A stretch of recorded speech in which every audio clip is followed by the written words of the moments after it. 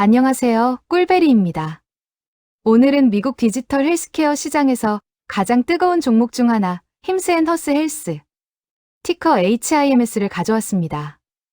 이 회사, 탈모약이랑 발기부전 치료제로 시작했는데 지금은 비만약 GLP-1까지 다루는 디지털 헬스케어 슈퍼앱으로 진화하고 있어요. 최고 주가가 72.98달러였는데 지금은 27.10달러예요. 63% 빠진 거죠.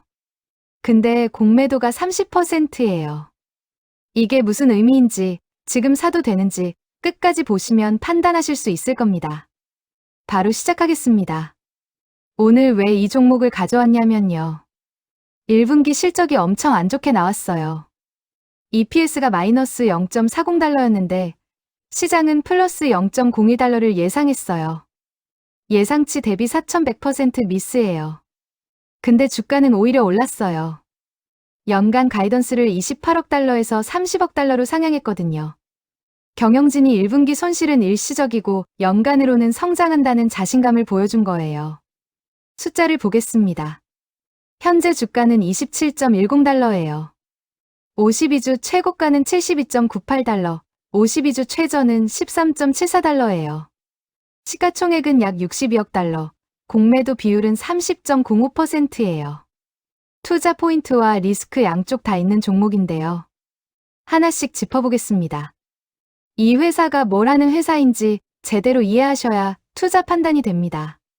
힘스앤허스는 스마트폰으로 진찰받고 처방받고 약까지 집으로 배달받는 디지털 헬스케어 플랫폼이에요. 병원 안 가도 되고 보험 없어도 돼요. 매달 구독료만 내면 돼요. 사업은 크게 네 덩어리예요. 첫 번째가 힘스예요. 탈모, 발기부전, 피부 같은 남성 전용 건강 서비스예요. 이 회사가 처음 시작한 핵심 사업이에요. 두 번째가 허스예요. 피부, 탈모, 정신건강, 피임까지 여성 전용 서비스예요. 남성 대비 성장 여지가 더 크다고 보고 있어요. 세 번째가 GLP-1 체중 관리예요. 원래는 저렴한 복제약을 만들어 팔았는데 규제 문제로 중단하고 지금은 노보 노디스크의 오젬픽이랑 위고비를 플랫폼에서 직접 공급해요. 일라이릴리의 젯바운드도 취급하고 있어요. 2026년 가장 큰 성장 동력이에요. 네 번째가 국제 확장이에요. 호주의 유칼립투스라는 디지털 헬스 회사를 11억 5천만 달러에 인수했어요. 호주, 영국, 캐나다까지 진출하는 거예요. 유칼립투스 고객이 77만 5천 명이니까 한 번에 새 고객을 대거 확보하는 거죠. 수익 구조는 간단해요. 월 구독료 30달러에서 200달러 사이를 내면 온라인 진료, 처방, 배송이 다 포함돼요. 구독자당 월 평균 매출은 80달러예요. 경쟁 상황을 보겠습니다. 직접 경쟁자는 아로 헬스예요. 남성 건강이랑 비만 관리를 똑같이 하는 비상장 회사인데 기업 가치가 약 70억 달러로 추정돼요. 상장 경쟁자 중에는 텔라닥이 있어요. 원격 진료 최대 회사인데 기업 대상 B2B 중심이라 힘스랑은 결이 좀 달라요. 시총이 약 8억 달러로 힘스보다 훨씬 작아요. 아마존 클리닉이랑 눈 같은 곳도 비슷한 카테고리에 들어와 있어요. 힘스의 차별점은요. 남성이랑 여성을 동시에 커버하는 D2C 브랜드가 이 회사밖에 없어요. 노보 노디스크랑 일라이릴리 GLP-1을 공식 파트너로 공급하는 것도 경쟁 우위예요. 다만 보험 적용이 안 된다는 게 성장의 한계 요인이에요. 주변 환경도 함께 봐야 해요. 미국 10년물 금리가 현재 4.55%예요. 고금리가 지속되면 소비자들이 지출을 줄이는데 헬스케어 구독 지출은 경기 방어적인 성격이 있어서 상대적으로 선방하는 편이에요. 금리가 내려가기 시작하면 힘스 같은 성장주한테 최대 수혜가 될 수 있어요. 달러 인덱스는 99.3 부근이에요. 유칼립투스를 호주 달러로 인수하는 과정에서 환율 부담이 있어요. 달러가 약해지면 국제 매출이 늘어나는 효과가 있고요.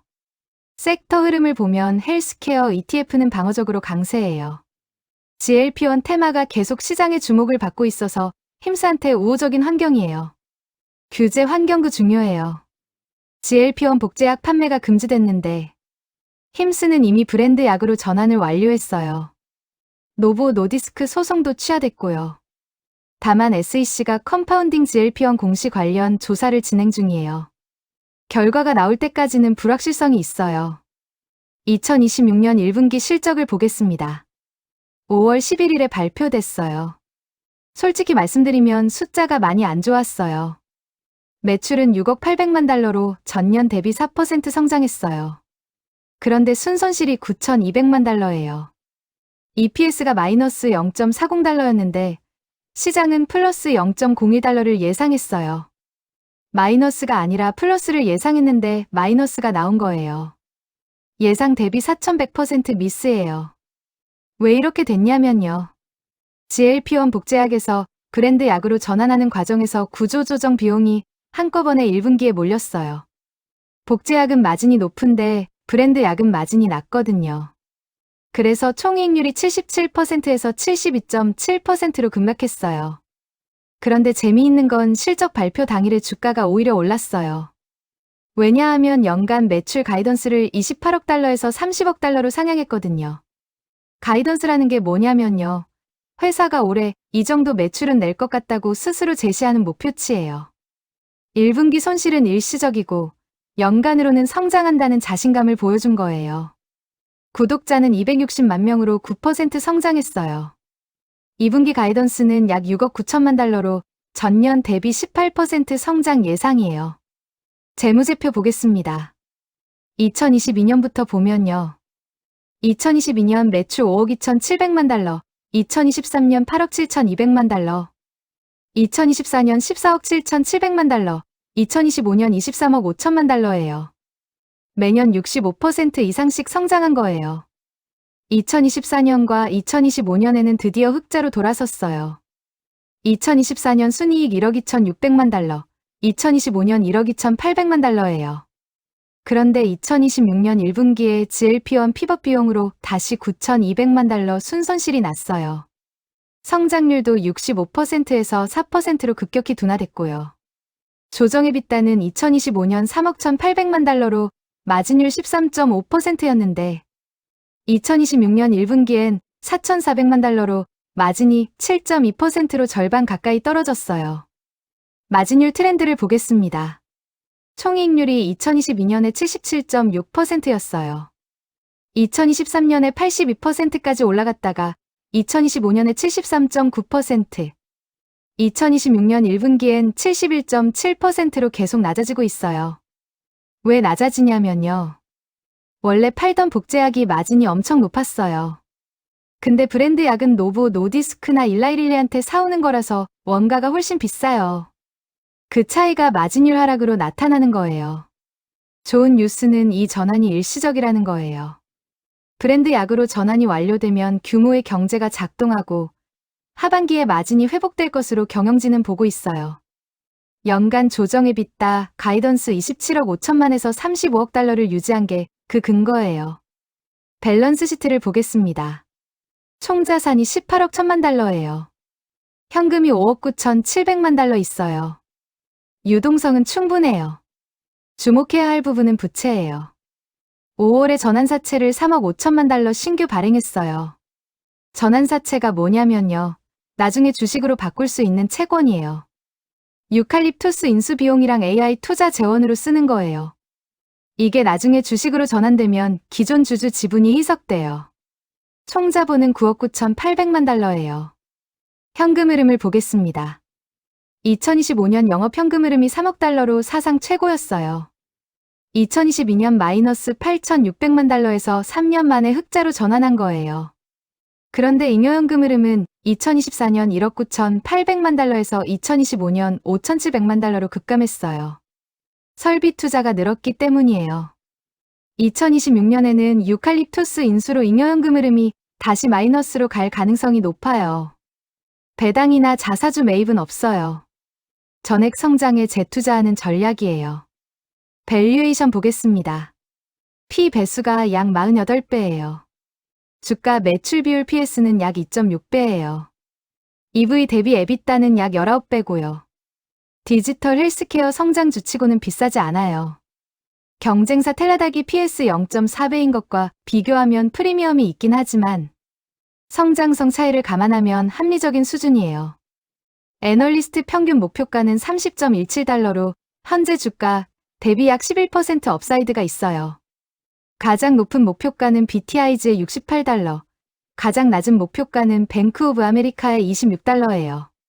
최근 주요 뉴스를 시간 순서대로 보겠습니다.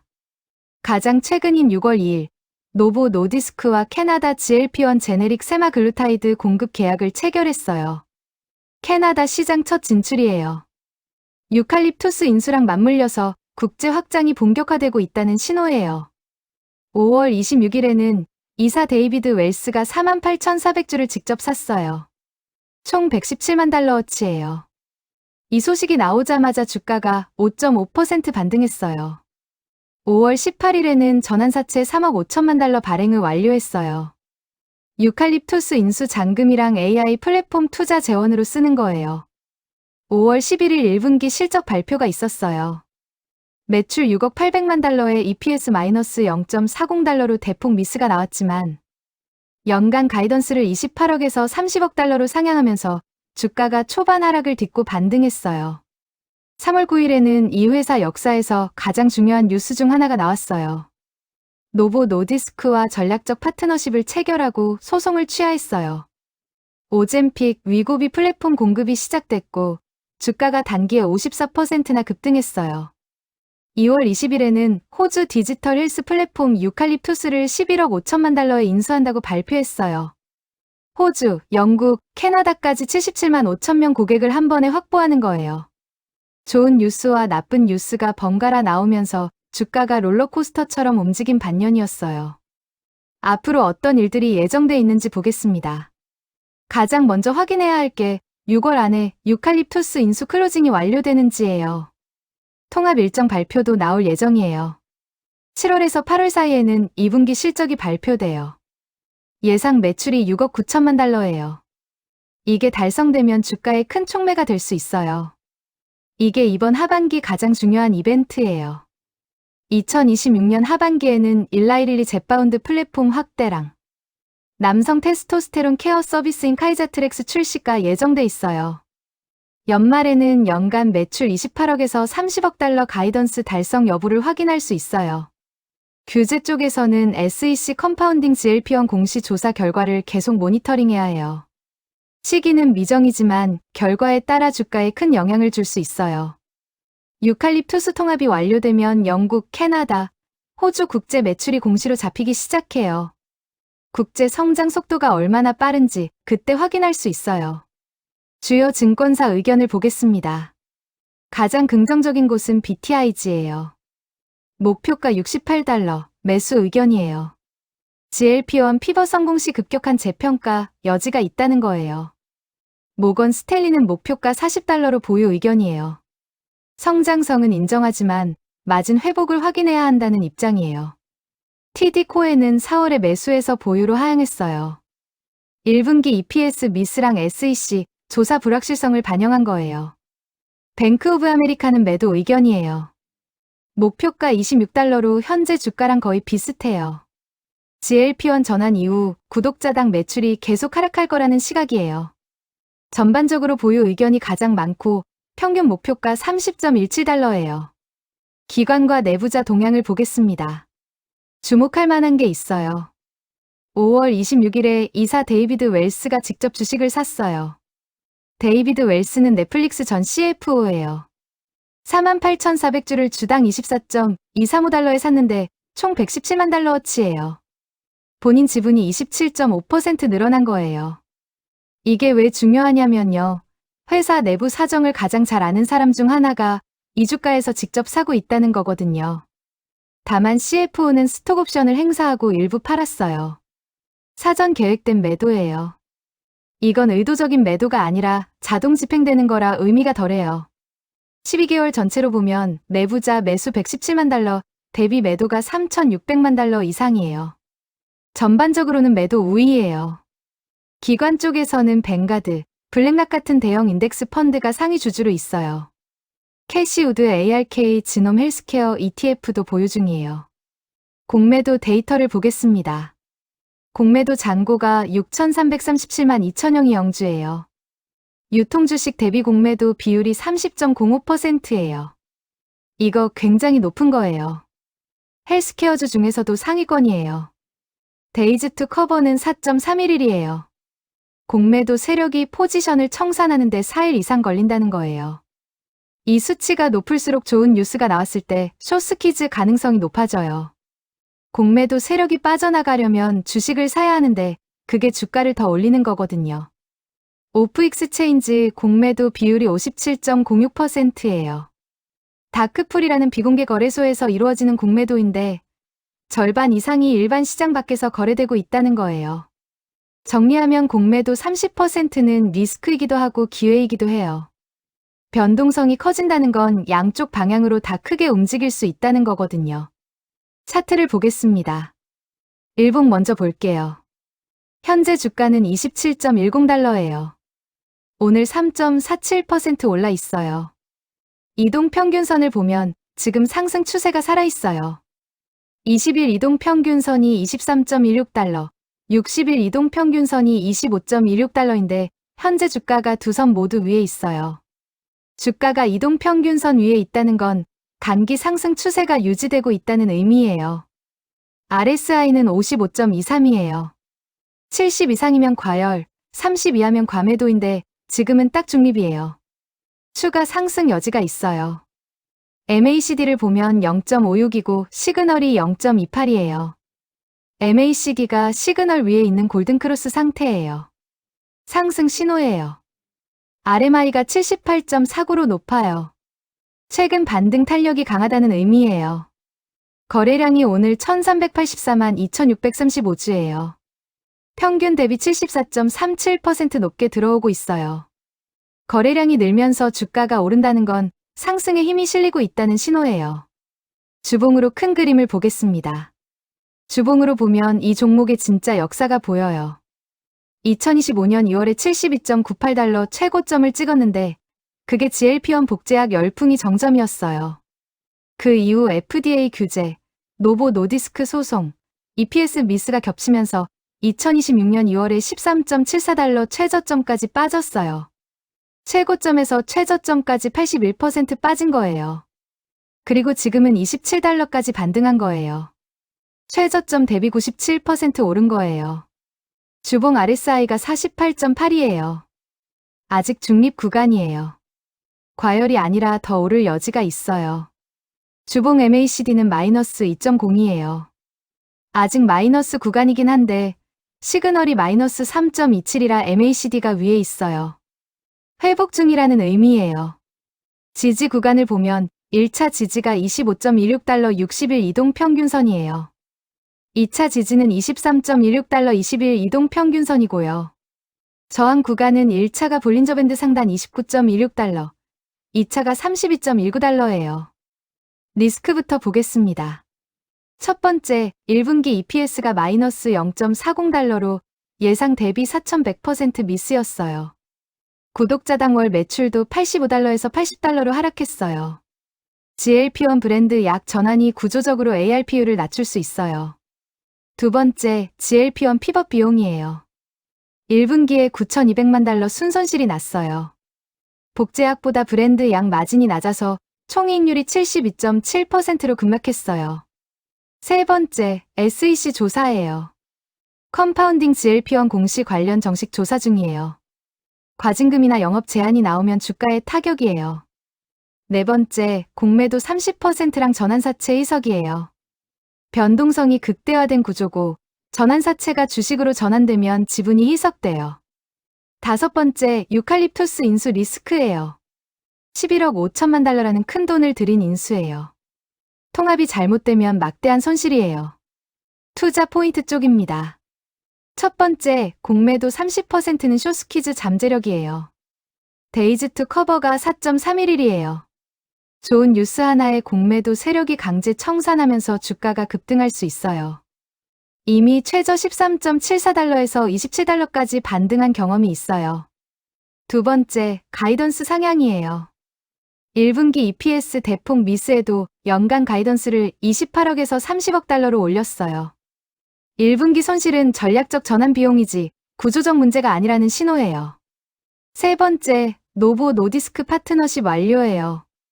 소송을 취하하고 오젬픽, 위고비 공식 공급 시작했어요. GLP-1 시장에 합법적으로 진입 완료한 거예요. 네 번째, 구독자 260만 명이고 국제 확장 중이에요. 유칼립투스 인수로 호주, 영국에서 77만 5천 명 추가 확보해요. 다섯 번째, 이사 직접 매수 117만 달러예요. 넷플릭스 전 CFO가 현재 주가 부근에서 직접 샀어요. 경영진 내부에서 저평가라고 보고 있다는 거예요. 여섯 번째, 최고가 대비 63% 하락이에요. 헬스케어 구독 모델 자체는 훼손되지 않았어요. 장기 성장 스토리가 유효하면 대형 반등 가능성 있어요. 정리해드릴게요.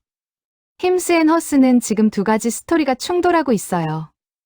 나쁜 쪽은 1분기 EPS 대폭 미스, 마진율 급락, SEC 조사, 유칼립투스 인수 리스크예요.